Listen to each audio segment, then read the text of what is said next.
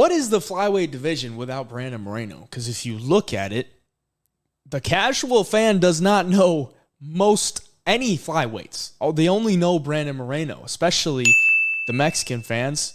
Brandon Moreno is the god of all Mexican fighters because he's the first Mexican-born champion. And if I'm looking at this from the UFC's perspective, I looked at this before the fight actually happened with Pantoja and Moreno. Pantoja obviously coming out with the win. But I looked at this before the fight. I said, Brandon Moreno is the biggest star in Mexico. Mexico has been on fire, but he is also by far the biggest star in the flyweight division. And Pantoja, if you're the casual fan, you don't know who Alexandre Pantoja is. You may know him now because he just put on an absolute banger with Brandon Moreno. But before that, if you're the casual fan, you don't really know who Alexandre Pantoja is. You really don't. I mean, where has he been the past couple years? People that, like me and you, if you're watching this video, you know who Alexandre Pantoja is, but the casual fan doesn't. And the UFC's not really selling or trying to sell to me and you. They're trying to sell to the casual fan to get them to tune in, because you and I are going to tune into even the worst cards, but they're trying to get the casual fan to give up their Saturday and watch the UFC fights. So Brandon Moreno is the pinnacle for the flyweight division because he has such a big following and people know him for the fights with Davis and Figueiredo, the quadrilogy with Davis and Figueiredo.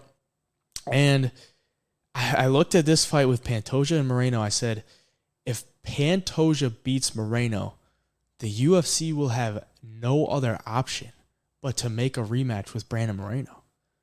And luckily for them, that fight was good enough to where you could make a rematch. Even though Moreno has lost to Pantoja now technically 2 times, but you could count 3 if you count the exhibition bout on the Ultimate Fighter. You could still give him a rematch and it would be acceptable because that was such a good fight. But the problem is you have the backup fighter, Brandon Royval, who not technically promised the next title fight, but if you're the backup fighter, you're kind of the next guy in line.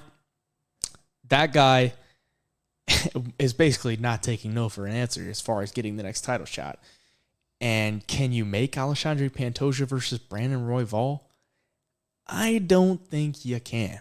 I mean, it would be an amazing fight.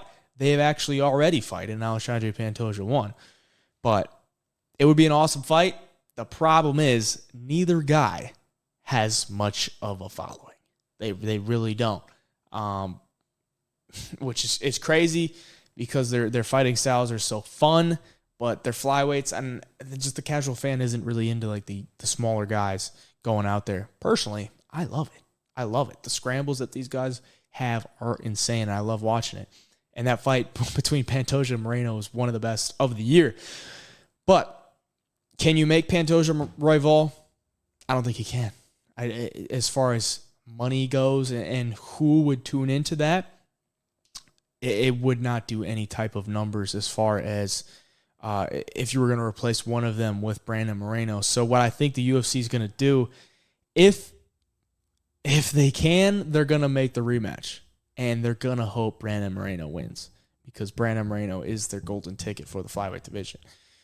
But if they want, or if they don't feel like they can make the rematch, or maybe Pantoja wants to take some time off, they will do an interim championship between Brandon Moreno and Brandon Royval because they have an exciting fighter in Brandon Royval, but they need to build him up against a guy like Brandon Moreno who has the big name and people will recognize it and they will tune in to watch him fight.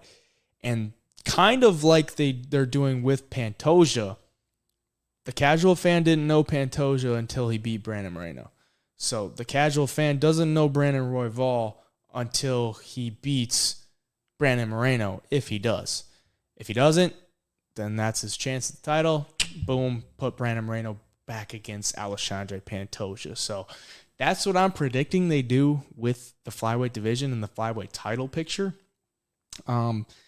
Just because I know that Brandon Moreno's all the flyweights really got.